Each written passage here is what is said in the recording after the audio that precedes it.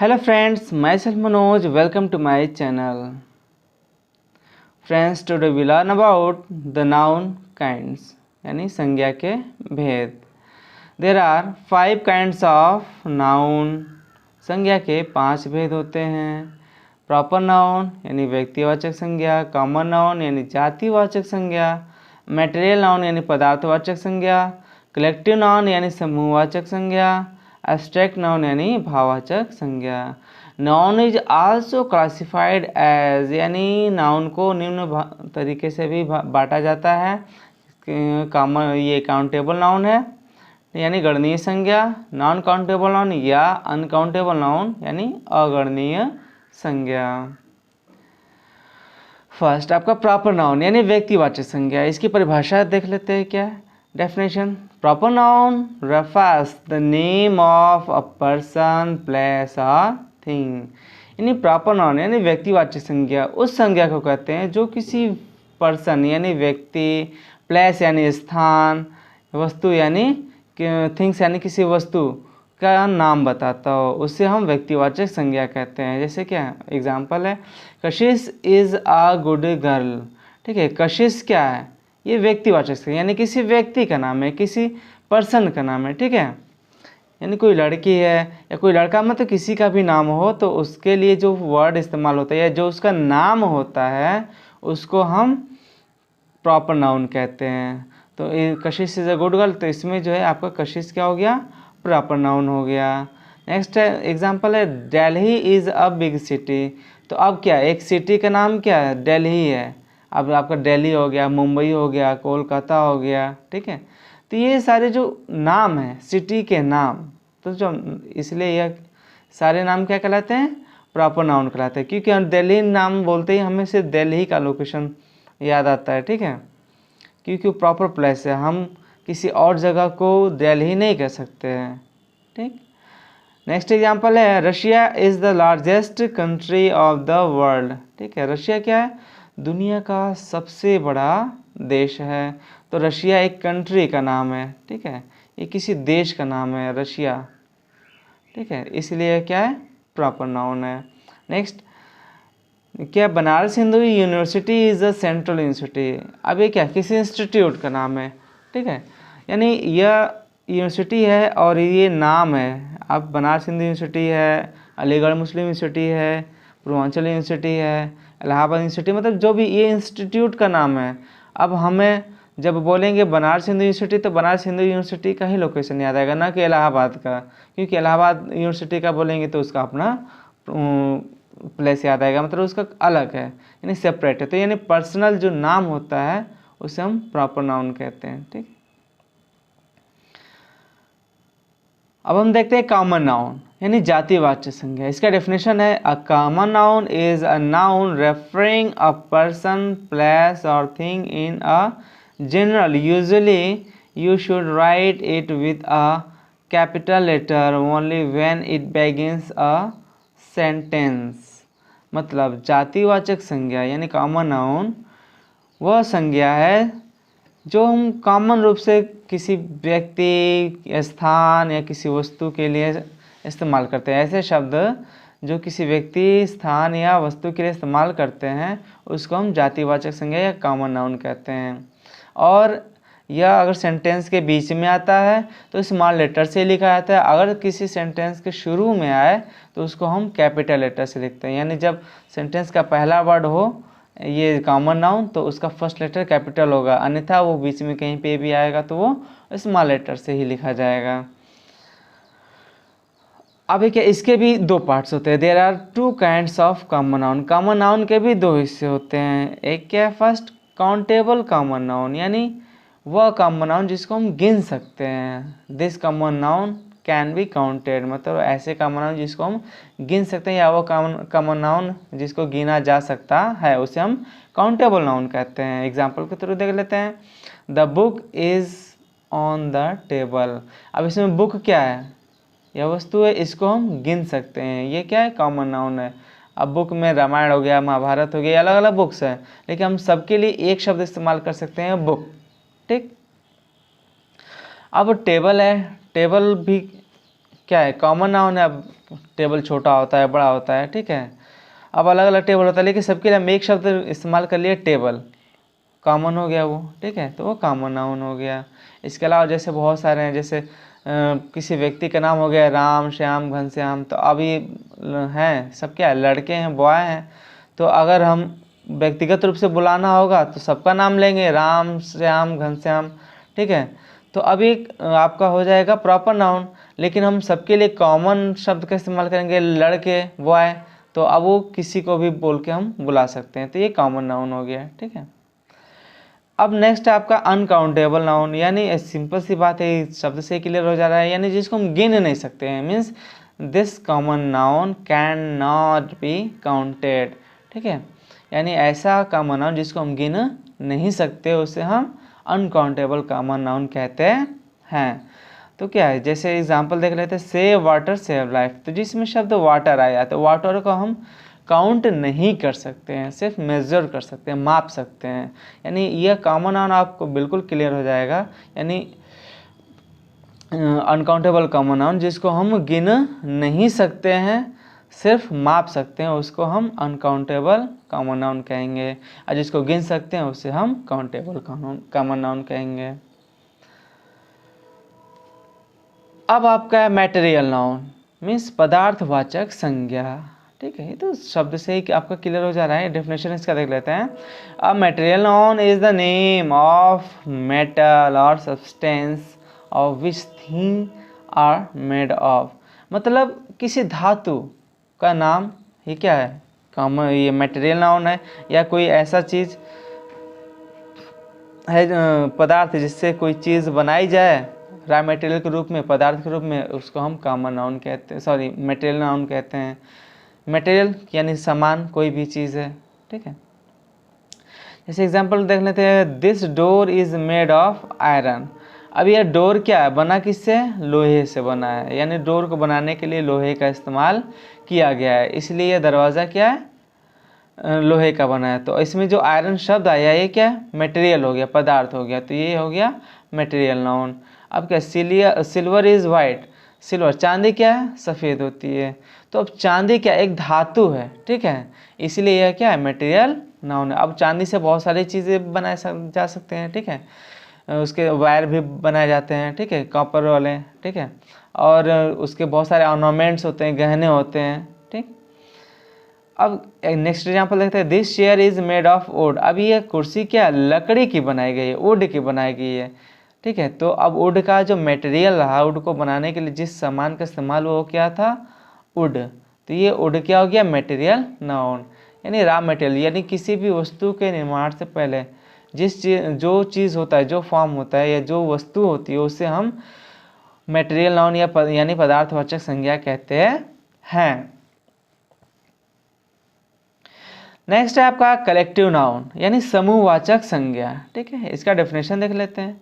A collective noun is the name of a group of persons or things taken together and spoken as a whole or as unit, ठीक है। यानी किसी collective noun वह noun है, ये क्या होता है, नाम होता है, किसका नाम होता है, किसी व्यक्ति वस्तु का नाम होता है, जो कि ग्रुप में होता है, ठीक है, एक ग्रुप में, एक समूह में होता है, उसको एक साथ ग्रुप में करके बुलाया जाता है, या पूरी तरह उसको संपूर्ण रूप से एक करके बुलाया जाता है, या एक यूनिट के रूप में बोला जाता है, उसको हम कलेक्टिव नाउन कहते हैं। कलेक्टिव नाउन, ये कलेक्ट सबसे यानी कलेक्ट, यानी कोई भी चीज़ है एक से ज़्यादा होगा तभी कलेक्ट करेंगे, एक रहेगा तो कलेक्ट करने की ज़रूरत नहीं है, ठीक है।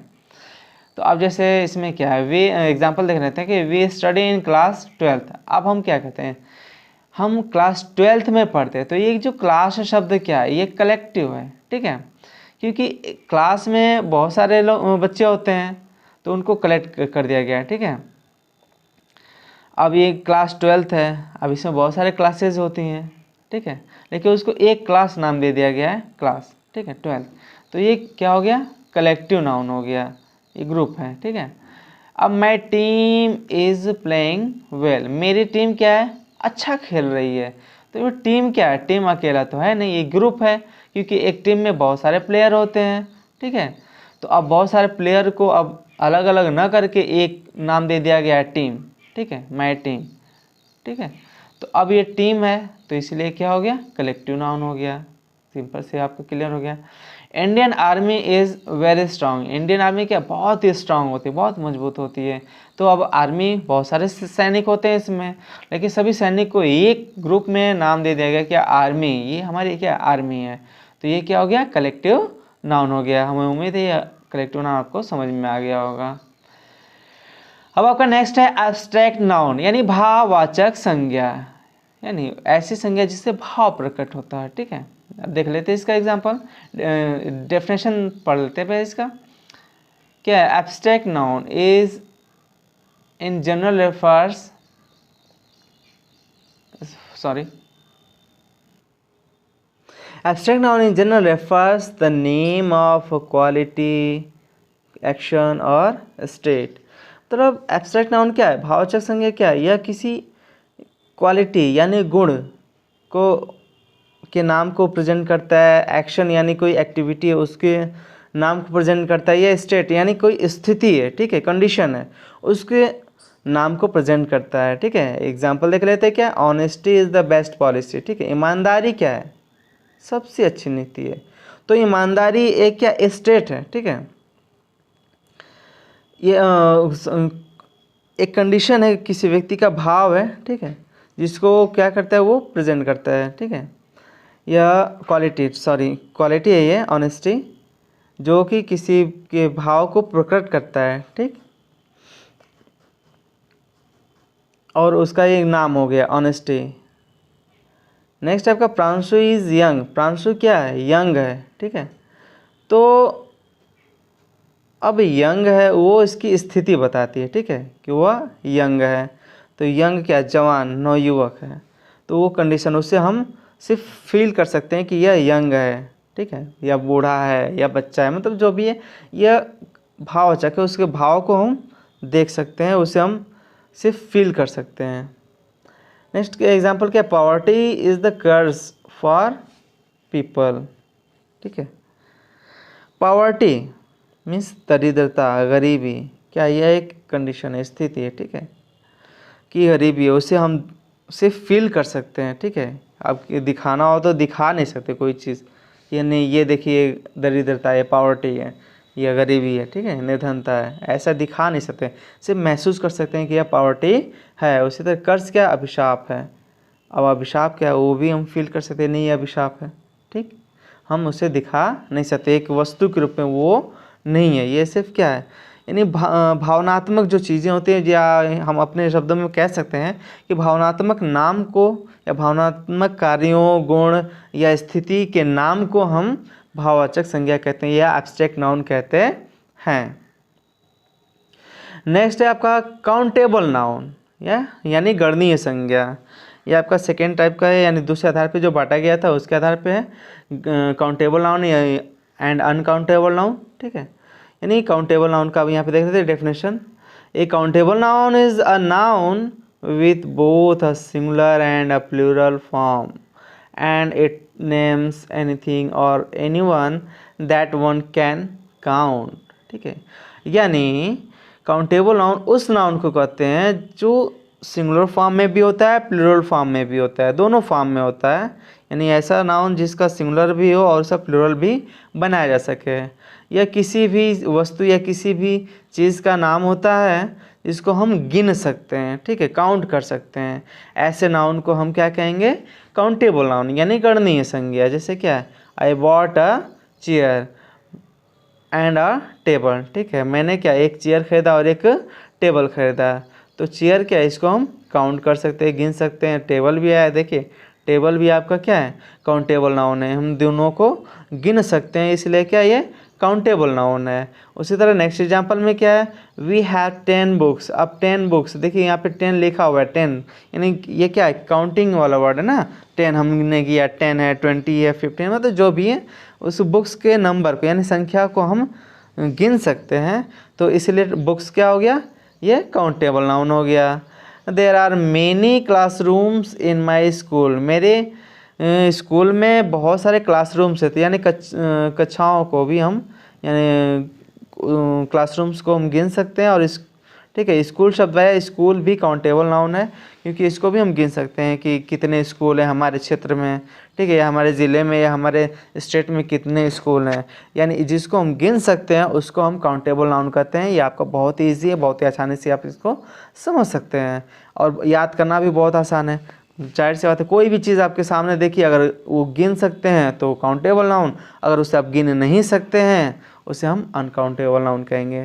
खैर अब चलते हैं नेक्स्ट, क्या है नॉन काउंटेबल नाउन या अनकाउंटेबल नाउन, यानी अगणनीय संज्ञा, यानी जिसको हम गिन नहीं सकते हैं। डेफिनेशन इसका देख लेते हैं।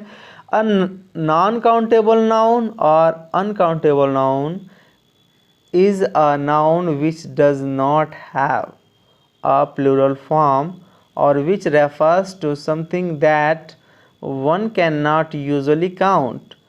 A non-countable noun always takes a singular verb in a sentence. Non-countable nouns are similar to collective nouns and are the opposite of countable nouns. मतलब ये नॉन काउंटेबल क्या है, हमने अभी आपको बताया कि यह काउंटेबल नाउन का ठीक अपोजिट है, ठीक है, या कलेक्टिव नाउन का आप की तरह है, उसी की तरह सिमिलर, उसी की तरह फील होता है, ठीक है, या उसी की तरह दिखता है हमें। ये क्या काउंट नहीं किया जा सकता, इस बात को दिमाग में रख लीजिएगा। कैन नॉट यूजली काउंट, इसे हम कोई भी व्यक्ति काउंट नहीं कर सकता है, हाँ सिर्फ माप सकता है, ठीक है, या मात्रात्मक होता है, ठीक है, इसे हम माप सकते हैं या बता सकते हैं किसी और मेजरमेंट के थ्रू, लेकिन गिन नहीं सकते हैं, ठीक है। ऐसे नाउन को हम अनकाउंटेबल नाउन या नॉन काउंटेबल नाउन कहते हैं। तो द फर्नीचर एग्जांपल देख लेते हैं। The furniture is very costly, तो फर्नीचर क्या है, हाँ ये नॉन काउंटेबल है। फर्नीचर क्या मतलब बहुत सारे, इसको सिर्फ बता सकते हैं कि हमारे पास इतने सारे फर्नीचर हैं, लेकिन उसे हम गिन नहीं सकते, ठीक है। और गिन लेंगे जो ऐसा वर्ड होगा, तो मान लीजिए अभी फर्नीचर में टेबल का नाम आ गया, चेयर का नाम आ गया, बेंच का नाम आ गया, तो इस तरह आता तो वो काउंटेबल होता है। लेकिन फर्नीचर आया यानी वो पूरा कॉमनली रूप से इस्तेमाल किया गया है, ठीक है, एक ग्रुप है, जैसे कि कलेक्टिव नाउन आपको अभी बताए हैं, तो उसी की तरह ऐसा ये शब्द दिखाई पड़ता है, इसलिए इसको हम क्या कहेंगे, नॉन काउंटेबल नाउन या अनकाउंटेबल नाउन। नेक्स्ट आपका जे प्रिस्टले डिस्कवर्ड ऑक्सीजन, यानी जे प्रिस्टले ने ऑक्सीजन की खोज किया। अब ऑक्सीजन ये शब्द आया हुआ है क्या, इसको हम गिन नहीं सकते हैं, सिर्फ माप सकते हैं कि हाँ ऑक्सीजन है, इतना ऑक्सीजन है, कितना ऑक्सीजन है, ठीक है, उसे हम किलो में अगर फॉर्म कर देते हैं तो किलो में माप सकते हैं, नहीं तो फिर बता सकते हैं कि कितना, मात्रात्मक रूप में हम बता सकते हैं, यानी गणनात्मक यानी संख्या रूप में हम उसे नहीं बता सकते, ठीक है। इसलिए ऑक्सीजन वर्ड क्या है, नॉन काउंटेबल या अनकाउंटेबल नाउन है। नेक्स्ट आपका आई ड्रिंक मिल्क, मैं दूध पीता हूँ, तो दूध क्या है, दूध को तो हम गिन नहीं सकते कि एक दूध पिए, दो दूध पिए, चार दूध पिए, ऐसा तो गिन नहीं सकते हैं। हम जब भी बताएंगे तो मतलब से मात्रात्मक यानी मेजरमेंट करके ही बताएंगे, ठीक है। इसका मेजरमेंट क्या है, जैसे एक गिलास दूध पिए या 1 लीटर दूध पिए, 2 लीटर दूध पिए, मतलब मात्रात्मक बताएंगे। इसलिए ये मिल्क क्या है, अनकाउंटेबल नाउन या नॉन काउंटेबल नाउन है। हमें उम्मीद है आपको ये काइंड्स ऑफ नाउन क्लियर हो गया होगा। अब आपके लिए एक्सरसाइज दे रखे हैं, आप इस एक्सरसाइज को अपने नोटबुक में कर लीजिएगा। एक्सरसाइज फर्स्ट है कि find and separate given nouns, यानी नीचे जो नाउन्स दिए गए हैं इनको आपको फाइंड करना है और अलग अलग सेपरेट करना है। अलग अलग ये आपके प्रॉपर नाउन है, कॉमन नाउन है, मटेरियल नाउन है, कलेक्टिव नाउन है, एब्स्ट्रैक्ट नाउन है, इसमें आपको अलग अलग लिखना है। जैसे किंग कौन सा नाउन है, तो जो कौन नाउन है उससे हम उसमें लिख देंगे। जैसे एक हम बता दें किंग क्या है, आपका कॉमन नाउन है, यानी राजा सबके लिए इस्तेमाल होता है, ठीक है, तो ये कॉमन नाउन है, एक हम बता दिया। बाकी इसी तरह ऑनेस्टी है, टीम है, book, music, silver, flock, boy, iron, army, bravery, table, Ghazipur, physics, Kolkata, grass, hatred, dishonesty, water, crowd, Premchand, India Gate, laughter, wood, poverty, class, girl, young, jury, city, grammar, committee, India, Shakespeare, gold, Golden Temple, furniture, ठीक है। इन सबको क्या अलग अलग classified कर देना, अलग अलग बांट देना है, ठीक है। जो नाउन है उसको उस नाउन में लिख देना, उस कैटेगरी में लिख देना है, ठीक। आपका एक्सरसाइज नंबर 2 है find and separate given nouns, यानी जो नीचे दिए गए नाउन है इनको सेपरेट करना है, अलग अलग लिखना है, ठीक। काउंटेबल नाउन और नॉन काउंटेबल नाउन के छांट कर इसमें लिखना है, जैसे bread, rice, coffee, information, oil, water, rain, book, cow, grass, crowd, child, student, team, player, gold, brother, food, iron, class, milk, man, box, salt, pen, space, chair, soup, bag, sugar, time, silver, copy, ice. ये सारे जो दिए गए हैं nouns उनको जो है countable noun और नॉन काउंटेबल नाउन में क्या है लिखना है, अलग अलग सेपरेट करके लिखना है दोनों में, ठीक।